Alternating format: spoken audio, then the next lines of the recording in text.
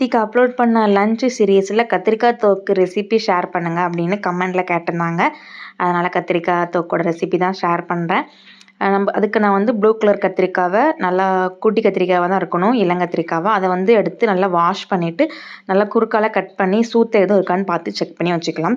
அப்புறம் ஒரு கடாயில் வந்து எண்ணெய், கடுகு, சீரகம், அப்புறம் கட் பண்ணி வச்சுருக்கிற வெங்காயம் போட்டு நல்லா வதக்கிட்டு, அப்புறம் நம்ம வாஷ் பண்ணி வச்சுருக்கிற கத்திரிக்காவையும் போட்டு நல்லா சுருளை வதங்கினதுக்கப்புறமா மல்லித்தூள், மிளகாத்தூள், மஞ்சள் தூள் இதையும் நல்லா போட்டு பச்சை ஸ்மெல் போகிற அளவுக்கு வதக்கிட்டு கொஞ்சோண்டு புளி கரைச்சி ஊற்றிக்கலாம்.